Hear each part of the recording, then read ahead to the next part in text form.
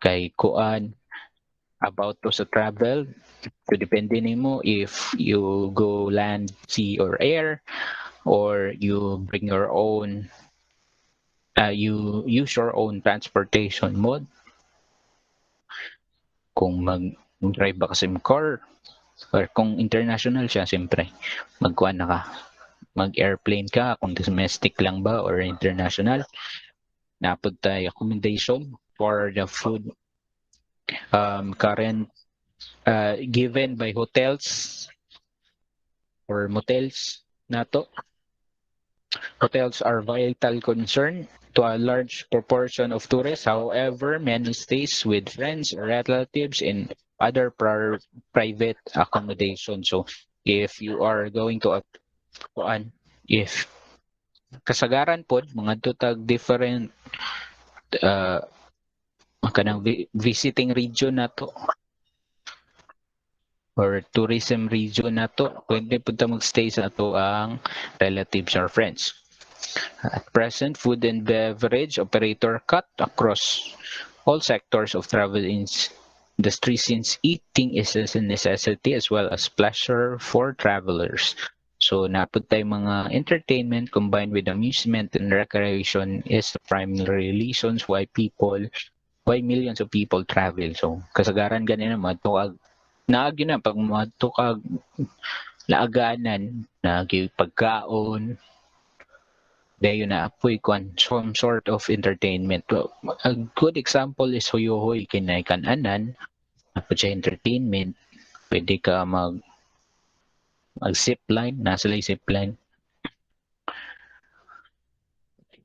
The third tourist service is the is provided by a travel agent or a tour operator.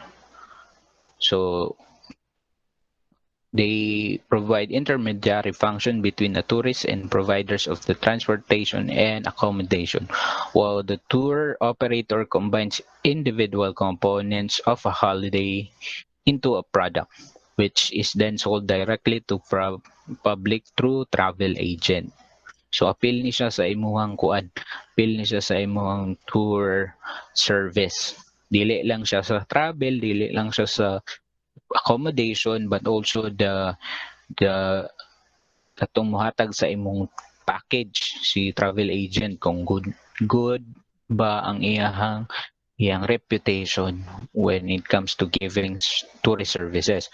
Others tourist services includes currency, siyempre magpailista, mag-provide po sila documentation and information sa sightseeing and even sa shopping. Na gani mohatag sa imong discounts if you go to their stores na ang tour agents or tour operators. Characteristics of tourism and hospitality. So, na sila mga special characteristics. So, in both tourism and hospitality, the product is not brought to the consumer. Rather, the consumer has to travel and go to the product to purchase it. So, unlike physical store na mo adto ta ay pwede gani nato kuan dili adtuon, pwede ra ipa-deliver kanang isa to purchase i-serve i-travel kinahanglan ta mo siyempre travel mo lakaw in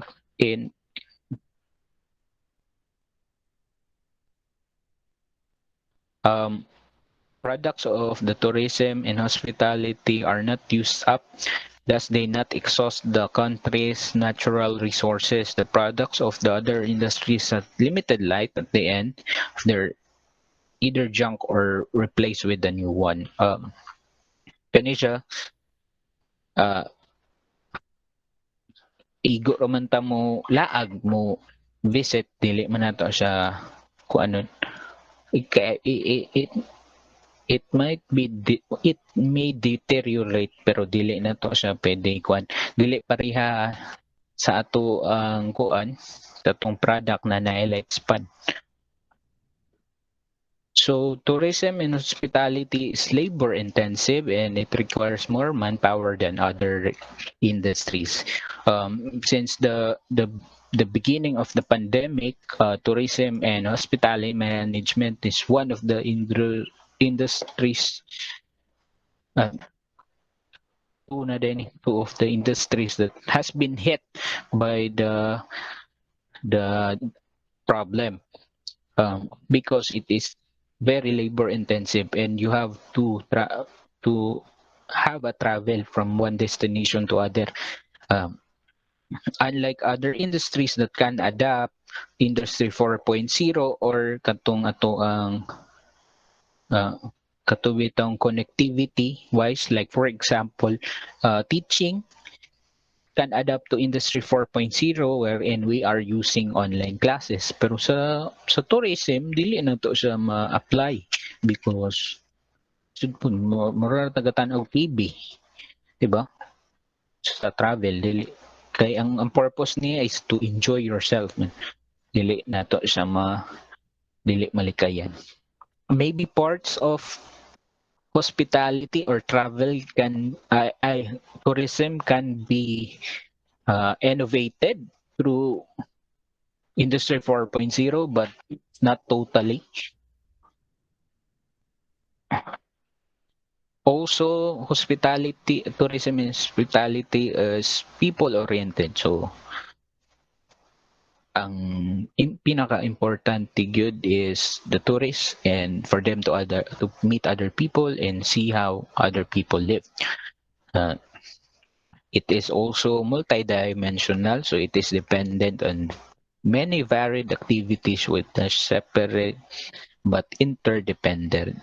So nindot kayong travel if you experience kung anong daghan na experiences ang mahimo nimo. Tourism and hospitality also is seasonal. During vacation seasons, uh, millions of tourists travel, which results in increase in revenues for several tourism agencies. But when vacations are over, these companies experience a big decline in dollars and earn. For example, I'm not sure if you have been to Bantayan Island, pero na sila event dito, mura pud siya o kanang sinulog sa Cebu in full pack ang kwan, full pack during peak of summer, full pack ang ilang island. Mautoy peak niya. After that, ang room rates, travel rates niya maubos na kay wala naman kay mga to. Even kanang diya sa Sikihor, maurang gihapon if you go there during dili summer season, mas barato o daghan sila promos. The industry is dynamic. It is characterized by changing ideas and attitude of its customer and therefore must be always prepared and willing to adjust in these changes. So, dili siya dili siya stationarity or quantifiable mo. Ang effect can be kanang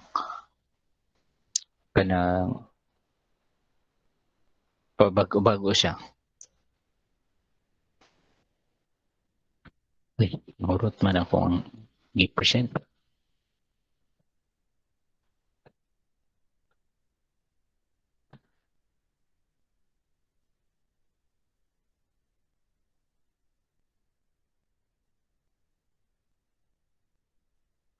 Budget lang ha.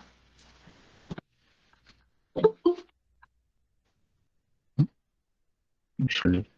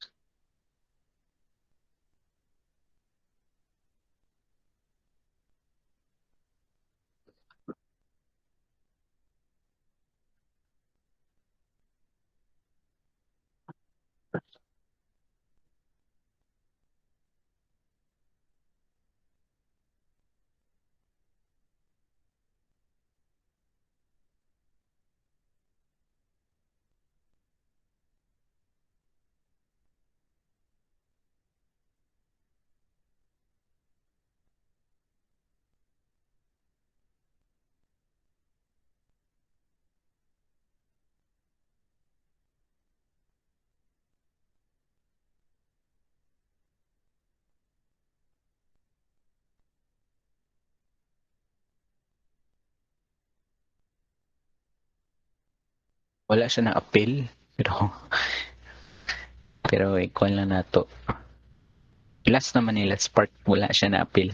The importance of tourism and hospitality. So, syempre, it contributes to the balance of payments. Balance of payments means the mura ni siya, if you have accounting subjects, mura ni siya income statement sa ato ang sa ato ang country na ni siya. There's person of development, syempre, it gives profitability sa isa ka country. So kung nindot imong lugar and you are underdeveloped, there is a chance na ma-develop siya kay naamang kay pagkakuhaan og revenue. Effect on general economic and economic development. So it is very beneficial to economic growth, and it also gives employment opportunities. Some other some other provinces diri sa ato ang country gani, from being a fisherman or a farmer, converts into a tour guide. Social benefits. So it gives uh, it gives it gives benefits to the tourists and syempre the inhabitants of the place. Murag vice versa siya na maka-communicate o makakita taglain, makakita tag foreigners, and we can exchange ideas with them. And the sixth will be cultural enrichment. It can bring or can continue our culture and then promote it para mas daghan ang makabalo. Seven is educational significance. The more we learn, the more we travel, the more we learn. And lastly is a vital force for peace. Something so beautiful cannot be something that is beautiful cannot be cannot create arguments, or di ba basta gwapa imong uyab di nimo bulagan bahalag bati og batasan, mao na ang gipasabot sa number